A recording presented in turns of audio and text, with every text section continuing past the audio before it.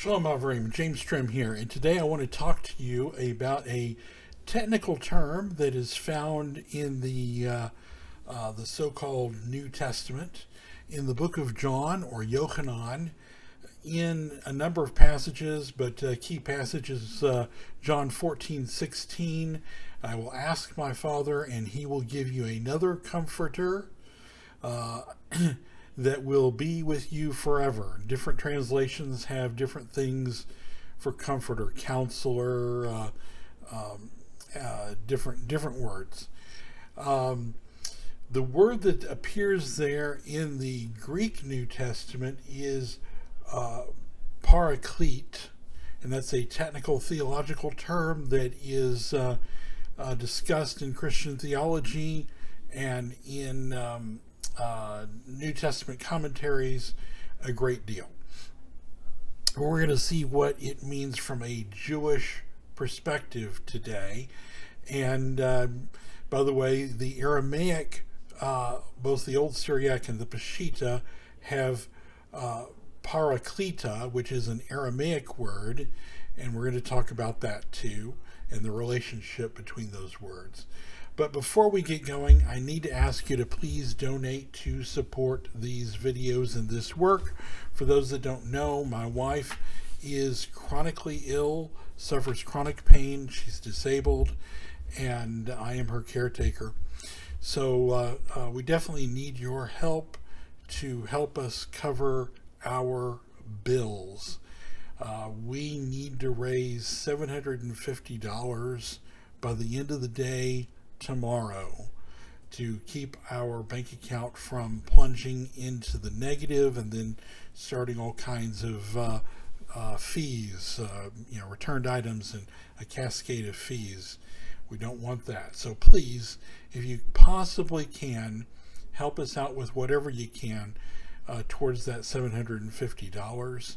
You can do that by clicking on the donate link in the video description, or by sending donations by PayPal to donations@wnae.org.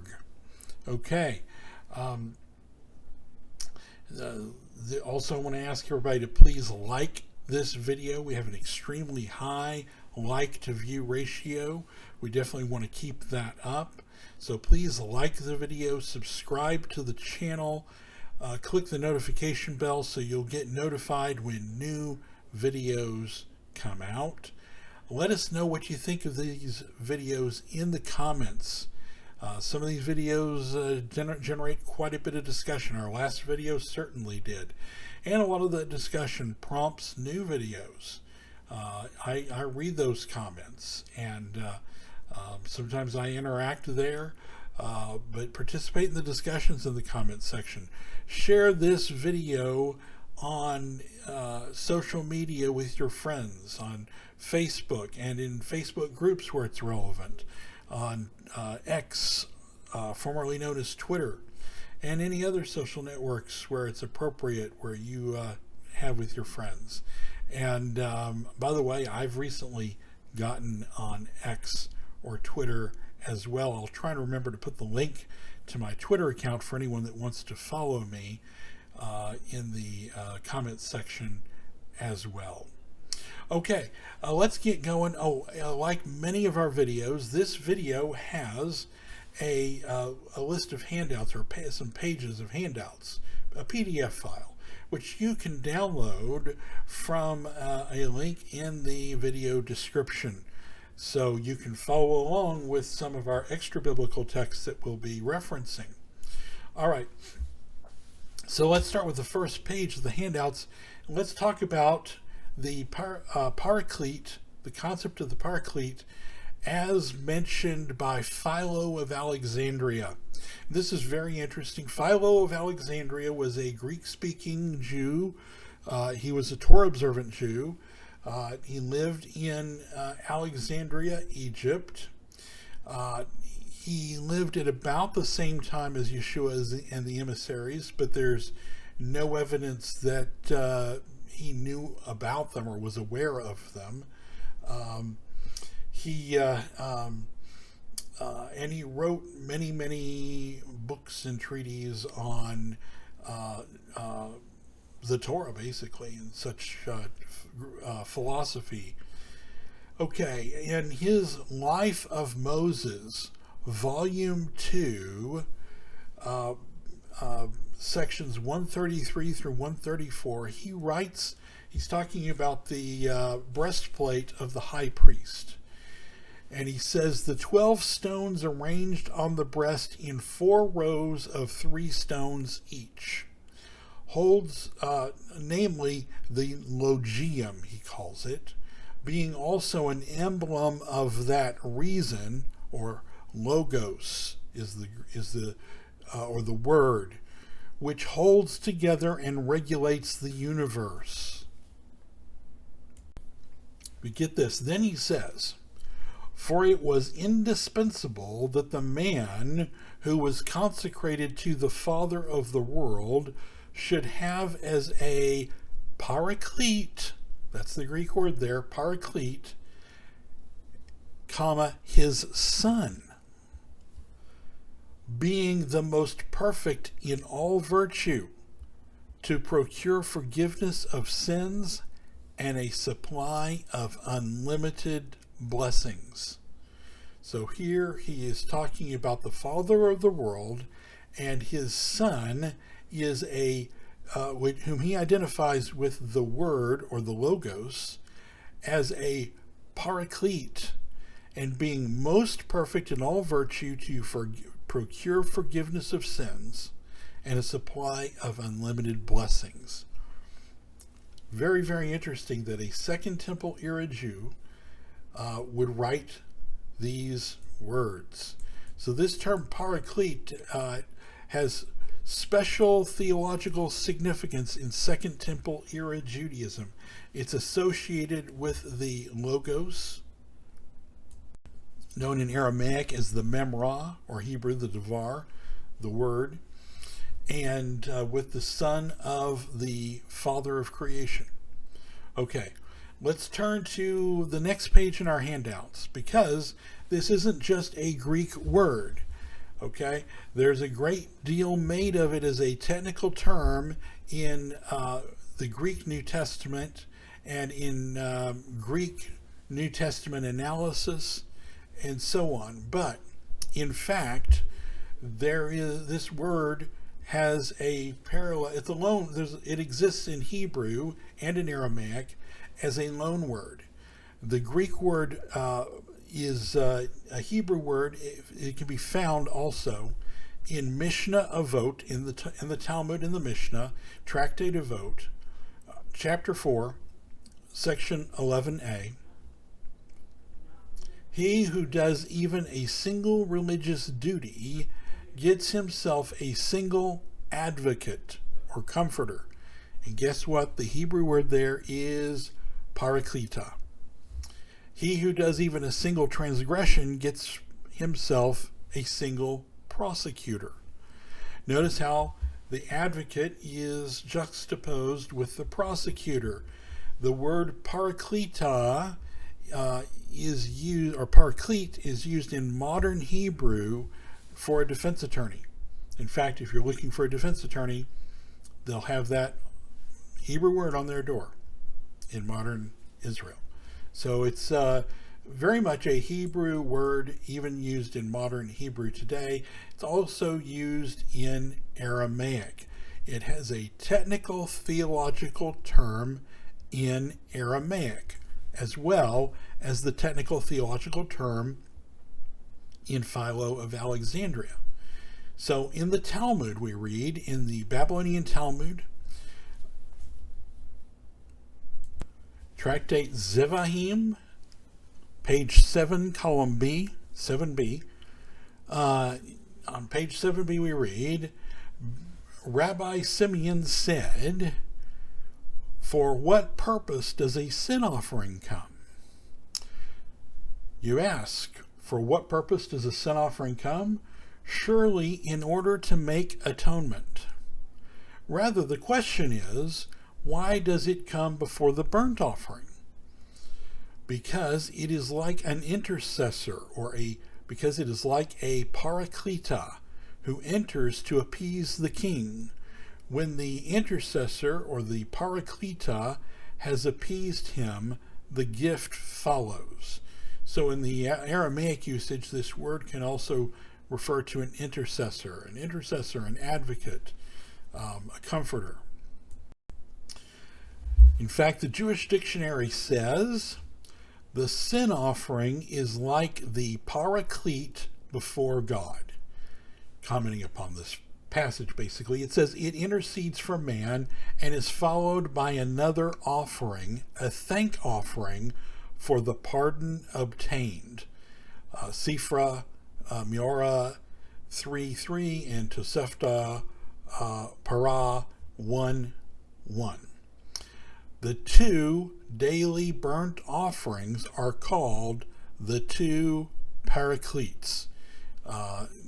According to the Yerushalayim Talmud, Paraclete 4, page 7b. This is the Jewish, as quoted in the Jewish dictionary, pages 514 through 515. So this is a technical term in Jewish halakha, referring to the two daily offerings, and the idea of the sin offering and burnt offering, or thank offering for the pardon obtained.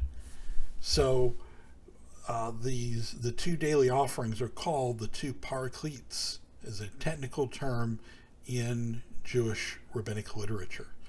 Okay, so now let's look at how Yochanan uses the term and see how Yochanan is definitely informed and is not creating a new usage. He is using the term in its Jewish sense, and his readers in Aramaic and in Hebrew understand from a Jewish perspective what he is saying. And even the Greek reader would familiar with Judaism and Philo of Alexandria, for example. So understand this. This is a loaded theological term in Second Temple era Judaism. The paraclete. It not only refers to an intercessor, an advocate, a comforter, a counselor. Not only does it have all of that meaning, but it's identifiable with the logos in Greek, or memra in Aramaic as used in the Targums, the word. Okay? It's also identifiable with the son of the father of creation, according to Philo of Alexandria. So here we're talking about this, and so it's not only identifiable with the word, or the logos, or memra, it's identifiable with the son of the father of creation, okay? And the paraclete is of most perfect of all virtue, to procure forgiveness of sins and a supply of unlimited blessings. Two things. And we'll see how these two things fit perfectly with the rabbinic usage of the technical term as well, because in the rabbinic usage of the technical term, it refers to the two offerings, and to the also to the sin offering, and how it is followed by a thank offering for the they complement each other. One is a offering for sin, and the other is a thank offering for the forgiveness received. Okay, now let's look at how Yochanan uses it. Well, that's what we were doing, but I just kind of wanted to review all that and get all that loaded information in your head. So, of course, Yochanan also refers to Messiah as the Word, or the Logos, in John chapter 1 and in Revelation 19:13. Well, let's look at chapter 2, verse 1. of 1 Yochanan. 1 Yochanan chapter 2 verse 1 says, "My sons, I write these things to you that you do not sin. And if someone should sin, we have an advocate," and guess what the word is there? In the Greek New Testaments, it's paraclete, and the Aramaic, Old Syriac, and Peshitta, it's paraclete. An advocate or a paraclete with the Father, Yeshua the Messiah, the Just One.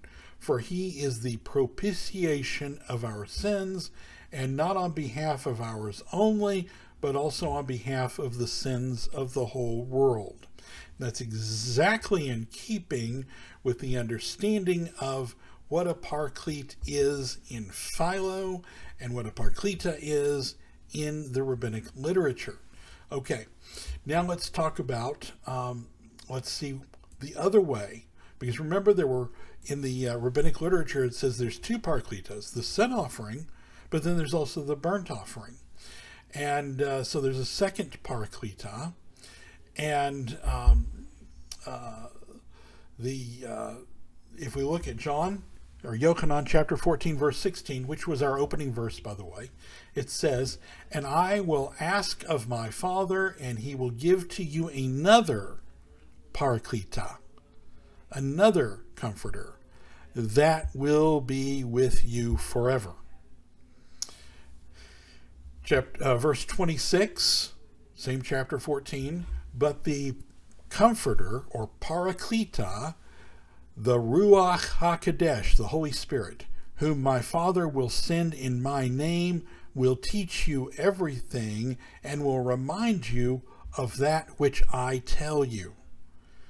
Then chapter 15, verse 26, "But when the Comforter, or Paraclete, comes, whom I will send you from my Father, the Spirit of truth who has proceeded from my Father will testify concerning me." And then chapter 16, verse 7, "But I tell you the truth, it is profitable for you that I go. For if I do not go, the Comforter, or Paraclete, will not come to you. But when I go, I will send the Paraclete to you." So this is a second Paraclete, right? So the Messiah is a Paraclete, and the Ruach HaKodesh is a Paraclete. There are two Paracletes. The Messiah is the sin offering, and the Ruach HaKodesh is like the burnt offering that is a thank offering for the forgiveness received, and which, as Philo of Alexandria says, procures a supply of unlimited blessings. So while the first Paraclete of the Messiah procures forgiveness of sins, the second supplies of a supply of unlimited blessings. Okay. And they're symbolized by the two offerings, the two daily offerings, as well as the idea that there is a sin offering followed by a burnt offering. The two Paracletes. Okay, so Paul gives some insight on this in Romans chapter 8, verses 26 through 34. He says, Thus also the Spirit aids our infirmity, for we do not know what is right to pray for, but the Spirit prays on our behalf with groans that are not describable. Pause there. In other words, the Ruach HaKodesh is an advocate for us, a paraclete, or paraclete. Verse 27, "And he who searches the hearts knows what is the thinking of the Spirit, that prays on behalf of the set-apart ones according to the will of Elohim. But we know that those who love Elohim he aids in everything for good, those whom he before determined to be called." That sounds like an unlimited supply of blessings. Verse 29, "And from the first he knew them and marked them out with the likeness of the image of his Son." Well, isn't that interesting? Because Philo identifies the Paraclete with the son of the father of creation, that he might be the firstborn of many brothers. By the way, elsewhere Philo identifies the Logos as the firstborn son. Verse 30, and those whom he before marked he called, and those whom he called he justified, and those whom he justified he glorified. What therefore shall we say concerning these things? If Elohim is for us, who is against us? And if he did not spare his son, but delivered him up for all of us, how will he not give us everything with him? Who can accuse the chosen of Elohim? Elohim justifies. Who condemns? The Messiah died and rose and is the right hand of Elohim and makes petition on our behalf, meaning he is also an advocate. He is also a paraclete, and his role then also there fits exactly with what Philo of Alexandria said, being most perfect in all virtue to procure forgiveness of sins. Okay, so we have two paracletes, like the two offerings, the 2 day and the burnt offering, the sin offering and the burnt offering, which are both advocates for us. And this concept fits precisely with the writings of Philo of Alexandria, a Second Temple era Jewish believer. No, Jew. Well, he was a believer, just not a believer in Messiah, because he didn't know really about Messiah so far as we know. He was so contemporary, but he was off in Alexandria, Egypt, that he may well not even been aware of Messiah. But he was a practicing, observant, Torah observant Jew, and this was his understanding of a paraclete.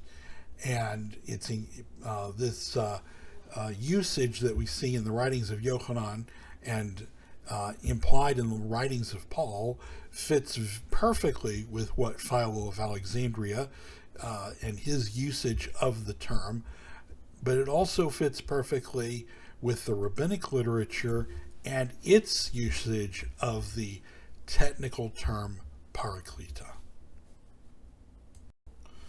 So the sacrifices in the temple and the temple rituals, according to the Torah, and the halakha associated and the technical terms associated therewith, were highly symbolic of the Messiah as intercessor and the Ruach HaKodesh as a second advocate and intercessor. The Messiah as the son of the father of creation, and the one that is perfect in all virtue, that procures forgiveness of sins, and the Ruach HaKodesh for petitioning for us a supply of unlimited blessings and advocating also on our behalf with the Father. Okay, I want to close by asking everybody to please donate to support this work. As I mentioned, we need to raise $750 by the end of the day tomorrow, or we're going to have serious problems with returned items and fees and a cascade chain reaction that's going to be bad. So if you can, please help us out. You can donate by clicking on the donate link in the video description, or sending donations by PayPal to donations@wnae.org. Please like this video, subscribe to our channel, click the notification bell. Let us know what you think in the comments, participate in the discussions in the comments, and share our videos on social media with your friends. Until next time, everybody, shalom.